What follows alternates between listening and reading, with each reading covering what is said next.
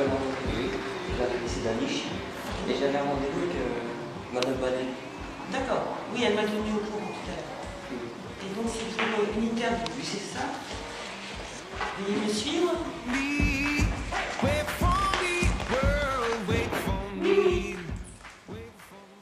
Bonjour Brandon.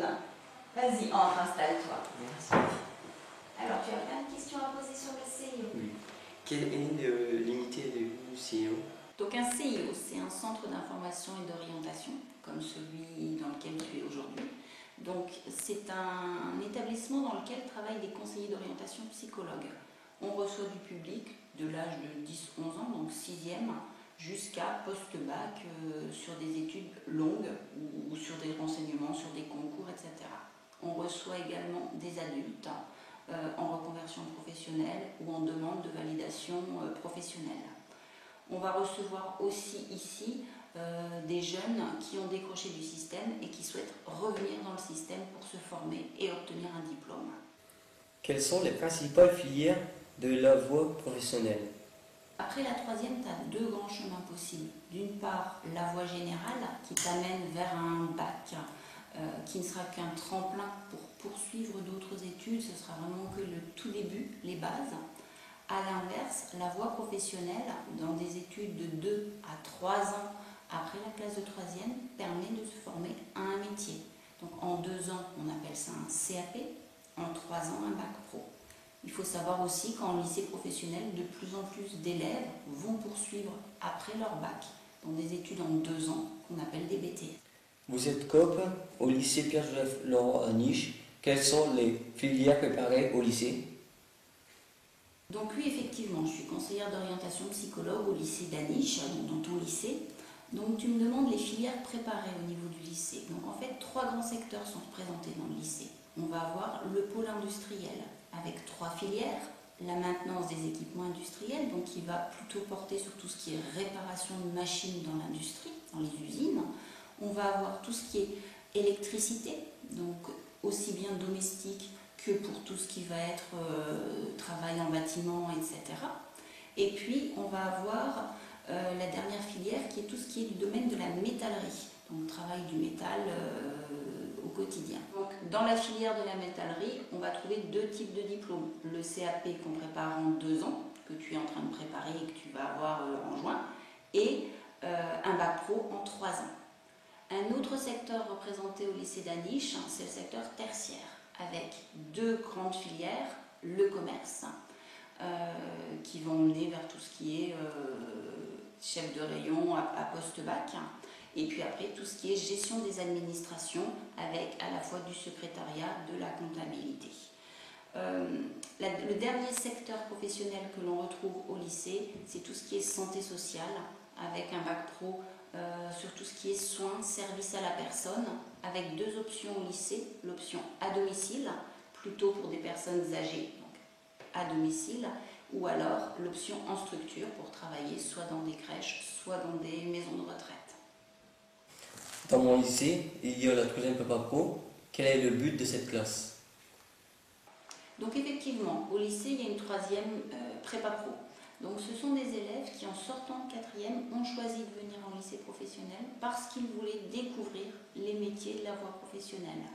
Donc pendant leur année scolaire, ils vont faire des questionnaires d'intérêt professionnel, ils vont aller visiter des entreprises, ils vont faire des immersions dans différents lycées professionnels, ils vont aussi faire des stages dans des entreprises pour découvrir différents types de métiers, découvrir un peu leur personnalité, ce qui convient, ce qui ne convient pas, découvrir les conditions de travail, les avantages, les inconvénients des métiers. Et l'objectif, c'est de pouvoir justement, en fin d'année de 3e, choisir d'aller en bac professionnel avec le plus d'informations possible acquis pendant l'année de 3e.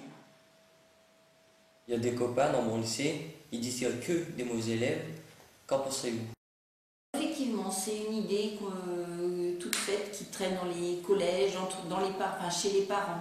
Le fait qu'effectivement, quand on est en échec au collège, forcément on va au lycée professionnel. Donc effectivement, dans les lycées, on accueille parfois du public fragile qui a eu du mal en collège.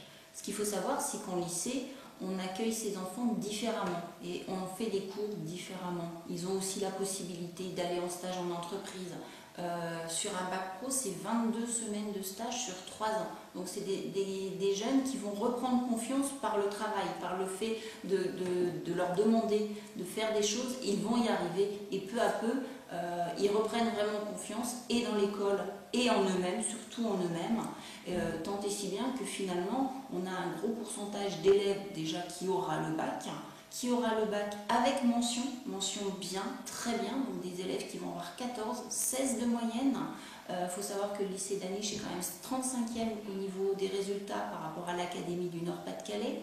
Et puis on a aussi de plus en plus d'élèves qui, après le bac, vont poursuivre en BTS, voire en licence pro. La semaine dernière, on a encore eu 2 témoignages d'élèves qui venaient d'obtenir une licence pro. Donc non, c'est pas une impasse que d'aller au lycée professionnel, c'est juste un autre chemin plus adapté à certaines personnes. Un élève de seconde qui n'aime pas sa filière, qu'est-ce qu'il faut faire? Donc là, tu me demandes pour un élève qui arriverait en seconde pro et qui ne se plaît pas dans sa section, s'il est obligé de finir toute son année, voire ses 3 années pour décrocher son diplôme. Non, ça ne marche pas comme ça.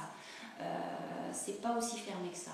Donc un élève qui arrive en seconde pro, qui ne se plaît pas, déjà, il doit le dire. Alors il doit en informer son prof principal, ses parents, son CPE, son conseiller ou sa conseillère d'orientation psychologue évidemment, et on va retravailler sur le projet, essayer d'avancer avec lui, de lui apprendre pour lui apprendre à se connaître, voir un petit peu ce qu'il aime pas. On va faire des immersions d'abord à l'interne dans le lycée pour essayer de le changer de filière, voire dans d'autres lycées professionnels quand on n'a pas les filières possibles à l'interne. Et c'est aussi pour ça qu'on essaie de fabriquer des films auxquels tu participes, pour montrer des élèves en entreprise, voir bien ce qu'ils font, quelles sont leurs pratiques, et montrer dès la classe de 3e ce qu'on fait en lycée professionnel, dans les différentes filières, dans les différents diplômes, pour pas arriver là juste par hasard ou parce qu'on nous a dit « fais ça, c'est super, tu verras » parce que votre copain vous a dit que c'était super. Effectivement, ce qui est super pour l'un ne l'est pas pour l'autre, chacun est différent. Donc ce qu'il faut, c'est trouver toujours ce qui est le plus adapté à soi. Le CIO est-il facile d'accès? Quand un élève a peu d'idées, c'est son métier, comment aidez-vous? Le CIO est très facile d'accès ici. La gare est juste à côté, on peut venir aussi en tram, en bus. Quand on vient en voiture avec ses parents, il y a un parking qui est juste à côté, donc il n'y a même pas besoin forcément de marcher, c'est accessible au public handicapé. Donc après, on est ouvert tous les jours, de 9h à midi, de 13h30 à 17h30. Le samedi matin, on est ouvert également, on est ouvert pendant les vacances scolaires, donc vous pouvez venir à tout moment de l'année. Sachant que pour un élève de 3e, comme vous êtes, il faut savoir que tout le premier trimestre est consacré à justement apprendre à se connaître, les différentes filières, les formations. En janvier, on va déjà vous demander de vous positionner sur soit la voie générale, soit la voie professionnelle. Vous avez encore un trimestre pour faire des immersions dans les différents domaines, les entreprises, les lycées professionnels. Affinez votre projet. Pour fin mai, on va vous demander de formuler des vœux de lycée professionnel dans lequel vous serez affecté l'année suivante.